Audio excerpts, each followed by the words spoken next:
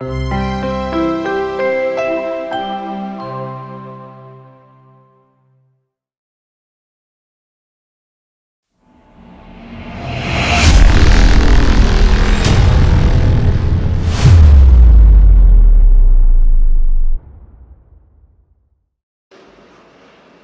पुण्यात्माओं, जब तक हम सत्संग में नहीं आते इतने हम गोबर के भूंड बने रहते हैं।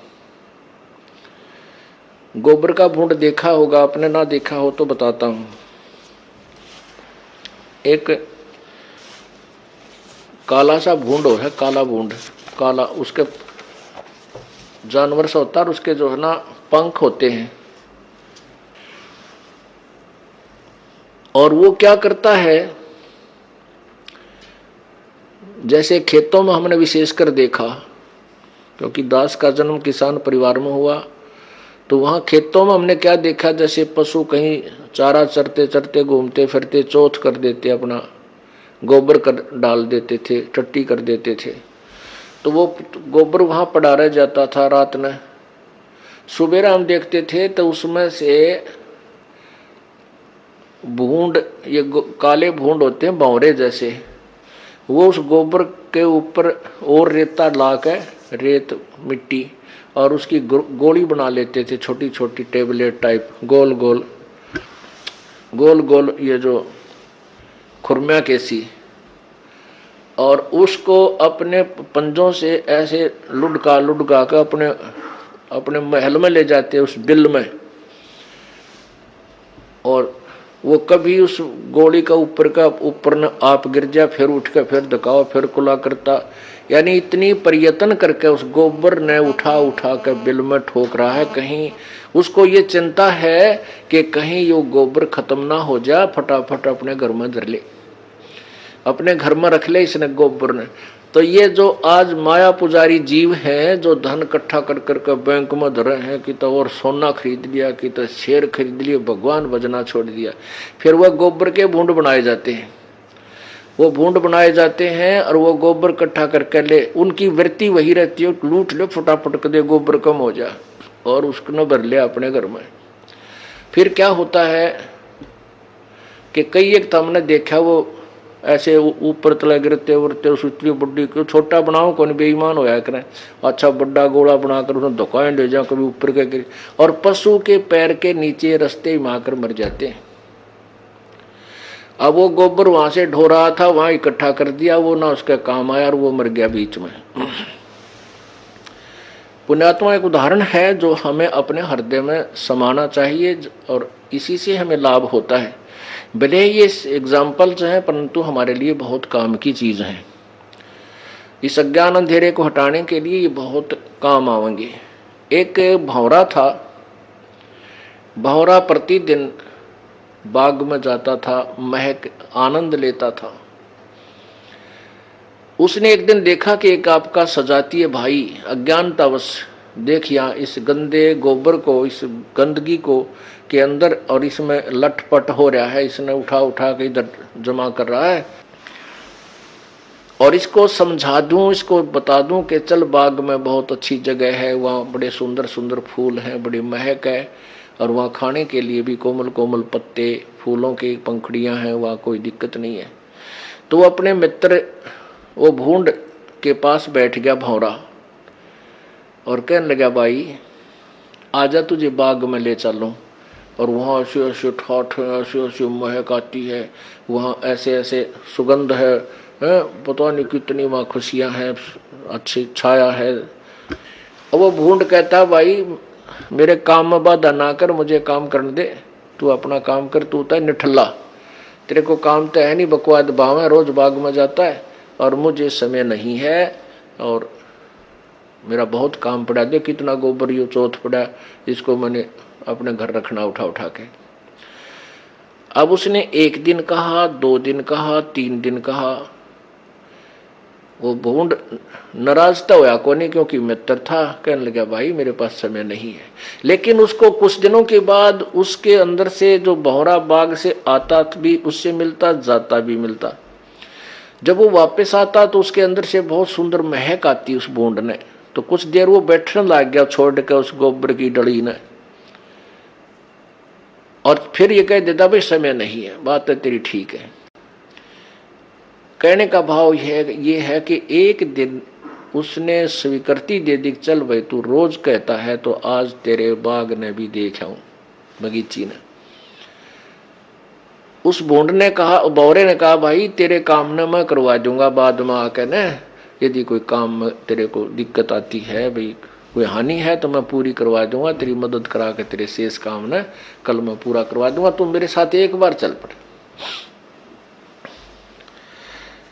अब भूंड ने सोचा भाई तेरा मित्र भी है और तेरे काम की पूर्ति करवा भी देगा, क्योंकि ये झूठा आदमी नहीं है। तो उसने सोचा कि ले चल आज तेरा बाग ने देख का हूं। तो वहां चला गया उसने, क्योंकि अभी तक तो गंदगी में माथा मारे था। वहां जाकर देखा बगीची में तरह तरह के सुगंधित फूल खिले हुए। अब भौरा भी अपने अलग से फूलों पर महक ले रहा है, और भूंड जाकर बैठ गया एक फूल पे। उसने तो पहली बार देखा था ये आनंद, और उस फूल पे इस ऐसा बैठ गया कि उठना जल्दी नहीं करा उसका।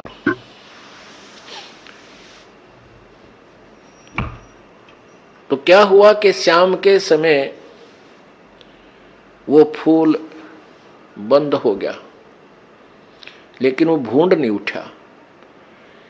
वो भौरा तो आ गया, क्योंकि उसको देखा एक दो जगह घूम के तेरा मित्र तो पता नहीं कहाँ गया। उसने देखा कि ये फूल बंद हो गए, शायद यो प्रेमी इसके अंदर ही बंद हो गया। और कुछ ऐसे फूल होते थे उनमें बराबरों से पंखड़ियों के साथ से हवा आती रहती थी, वो भौरे मरते नहीं। तो उसने देखा कि आज जो फूल इस बगीची में है ये बंद तो कर लेंगे, लेकिन यहाँ मरेगा नहीं, तो सुबह देखूंगा इस नाक है। तो सुबह क्या देखा कि वहां माली आया और वो फूल तोड़ ले गया जिसमें वो भूंड था। उनको पता होता है कि ये सुबह तक खिल जाएंगे, तो उसने क्या किया कि वो बाजार बेच दिया, उसको लेकर गए। उस दिन राजा का कोई समारोह था, और राजा के कोई लड़का हुआ था, राजा के महल में उसको डाल दिया गया, मतलब ऐसे आदर के साथ कहीं सजावट के स्थान पर लगा दिया। फिर थोड़ी सी देर के बाद वो जब उनका काम पूरा हो गया उसको उठा करके दरिया में बहा दिया। पूजा के काम में लिया गया था, फिर वहां दरिया में बहा दिया, और वो भूंड उस फूल में बैठा। वो फूल तो खिल चुका था, भूंड ना उठा, और वो फूल बहता हुआ जल में जा रहा है। तो वो उसका मित्र बौरा ढूंढ रहा, उसने भाई कित गया, तो डब्बी मर गया तेरा, आज मित्र खो गया, घर वाले भी कुटेंगे का अच्छा लेगा तू उसको सत्संग में बाग में, और वो खो दिया तने। उस चिंता में इधर उधर घूम रहा था, उसने देखा कि भाई ये फूल को कहीं प्रयोग हुआ है तो दरिया में डाला करें, धार्मिक लोग ही ले जाते हैं। तो वो दरिया के ऊपर घूम रहा था, उसने फूल के ऊपर वो बूंद देखा, ने बोला मित्र आ जाए तो उठ ले इस पर। पौरा ने बूंद बोला रहा, बोल रहा मत आनंद सा रहा है, छेड़ा ना, यहीं पर रहने दे मुझे। वो बोला डबी भगत मरेगा तो इसमें डूब के और दरिया में आ गया, आजा तू उठ और बाग में चलेंगे दूसरे में। फिर वो उठ कर उड़ा और बाहर आया। तब उस भौरे ने बताया कि बोल मैं के झूठ बोला करता भाई। उन्होंने बोला नहीं, आप तो कति ठीक कहा करते। तो भौरे ने कहा कि देख आज तेरी कहाँ कहाँ तू राजा के महल में भी घूमया एक दिन के आने में हैं, और भाई या दरिया भी ना देखी होगी, इसके दर्शन हो गए। कहने का भाव ये है पुण्यात्माओं, अब बहुत से भक्त हैं, बहन बेटियां भाई हैं, वो कहते हैं कि पहले तो हम बेमतलब जो ना दुखी हुए रहा करते, तीन भैंस बांध रहे थे हैं, गोबर में गोबर सारा दिन सांस नहीं आवा था हैं, वो दूध बेच दे, और दूध बेचेंगे तो थोड़ा बहुत पानी भी मिलाएंगे, या कुदरती बात है, क्योंकि लोग है पूरा ना पट्टे।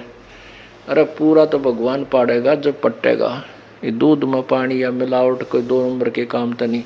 तो उधर से एक भैंस नए दूध ना हो बनवाने 1 साल, वह आधी पूंजी में चली जा, हो गया बराबर काम। या कोई बीमार होगी या मृत्यु को प्राप्त हो जाती, फिर दूसरी जोड़ते कि धन कमावांगे। वो धन तो मिलना उतना ही है जो तेरी किस्मत में लिखा हुआ। धन तुझे चाहिए तो मालिक के चरणों में आओ, कहते जय तुझे राजपाट कुछ चाहिए हमरा धर ले ध्यान। तेरे को ये भी हम ही दे सकते हैं, परमात्मा ही एक्स्ट्रा दे सकता, तेरे भाग में कोई ना।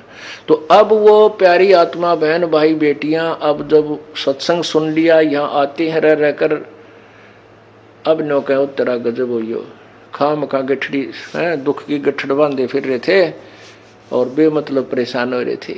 बढ़िया काम चल रहा है, घर में बरकत होनी शुरू होगी, बीमारी हट गई है और ठीक भक्ति का समय भी मिल जाता है और अपना काम भी करते हैं। तो ये सत्संग एक बाग बगीचा है, और जो परमात्मा के दरबार में नहीं आते वह गोबर के भूंड हैं, वो माया जोड़न पर लगे हैं।